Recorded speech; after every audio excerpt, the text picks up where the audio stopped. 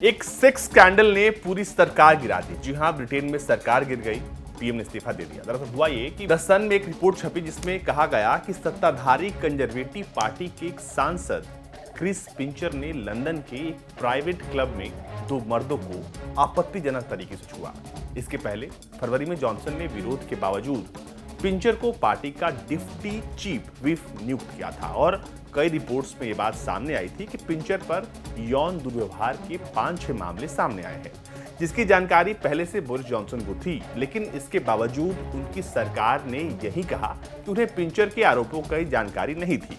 Johnson की जानकारी की बात उजागर होने के बाद पिंचर को न केवल इस्तीफा देना पड़ा, बल्कि बोरिस जॉनसन ने मामला बिगड़ता देख खुद भी इस्तीफा दे दिया और अब वो कार्यवाहक प्रधानमंत्री बन गए हैं। अब आपको समझाते हैं कि आखिर ये पूरा सेक्स स्कैंडल क्या है।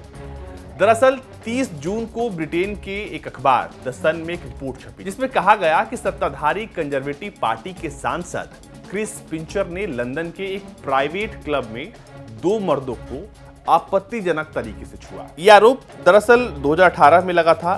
2018 में लंदन के एक सोहो में स्थित गे बार में दो लोगों के साथ यौन शोषण किया गया और उन्हें गलत तरीके से छुआ गया। राजनीतिक क्षेत्र से जुड़े एक शख्स ने टेलीविजन चैनल पर आरोप लगाया था कि 24 जनवरी की शाम सांसद ने गलत तरीके से उन्हें छुआ था। उसने दावा किया कि पिंचर इस दौरान नशे में थे। अपनी पहचान न जाहिर नहीं करने वाले पीड़ित ने कहा था कि उनके पास पिंचर की रुमाल है। दोनों ने साथ में कुछ समय बिताया था। उसने ये भी कहा कि उनके हाथ सब जगह थे। मुझे ये जानकर बहुत असहज महसूस हुआ कि वो सांसद हैं। इस सेक्स स्कैंडल के आने के बाद बवाल मच गया। बवाल इतना मचा कि 10 डाउनिंग स्ट्रीट पर भयंकर भूचाल आ गया। भूचाल ये आया कि बोरिस जॉनसन ने इस्तीफा दे दिया। बोरिस जॉनसन ने इसी साल फरवरी में पिंचर को पार्टी का डिप्टी चीफ व्हिप नियुक्त किया था। द सन की रिपोर्ट आने के बाद पिंचर को इस्तीफा देना पड़ा, मगर कुछ ही दिनों के भीतर ब्रिटेन की मीडिया में ऐसी और रिपोर्ट सामने आ गई।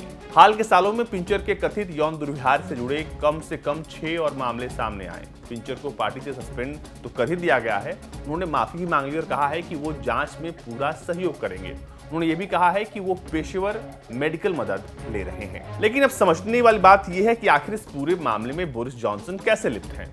दरअसल बोरिस जॉनसन वैसे तो इस सेक्स स्कैंडल में सीधे तौर पर लिप्त नहीं है, मगर इस स्कैंडल ने उन्हें मुश्किल में डाल दिया।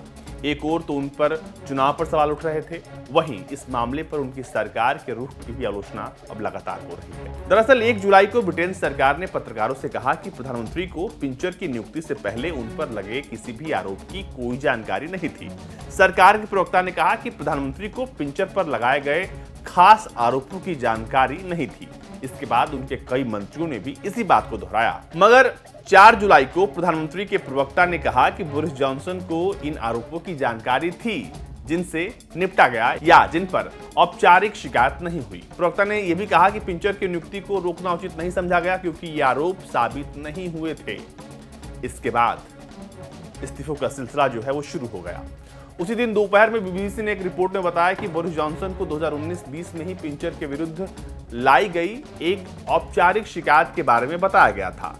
तब वो विदेश मंत्री थे। इस शिकायत पर आगे जाकर अनुशासनात्मक कार्रवाई भी हुई थी, जिससे इस बात की पुष्टि होती है कि दुर्व्यवहार हुआ था। बाद में बोरिस जॉनसन ने बीबीसी से बताया था कि मेरे पास एक शिकायत आई थी, मगर वो बहुत पुरानी थी और बस जुबानी तौर पर कहा गया था, मौखिक थी, मगर ये बहाना नहीं है, मुझे उस पर कार्रवाई करनी चाहिए थी। इसके बाद बोरिस जॉनसन ने पिंचर की नियुक्ति को गलती बताई और कहा कि उन्होंने बहुत बुरा व्यवहार किया है, जिसके लिए उन्होंने पीड़ित लोगों से माफी मांगी है। अब देखिए, मामला यही खत्म नहीं हो गया। इस नियुक्ति के बाद इस्तीफों का जो सिलसिला था वो शुरू हो गया और बोरिस जॉनसन के सबसे खास ऋषि सुनक जो थे उन्होंने इस्तीफा दे दिया। उसके बाद अब क्या था, लगभग 59 सांसदों ने कंजर्वेटिव पार्टी की इस्तीफा दे दिया। इसके बाद बोरिस जॉनसन ने भी ऐलान कर दिया इस्तीफे का और आज उन्होंने 10 डाउनिंग स्ट्रीट पर बाहर आकर संबोधन दिया और साफ कर दिया कि वो इस्तीफा दे रहे हैं और वो इस्तीफा आप दे चुके हैं। आपको बता दें कि इस वक्त ब्रिटेन के जो हालात हैं, सियासी हालात, वो बेहद खराब हैं।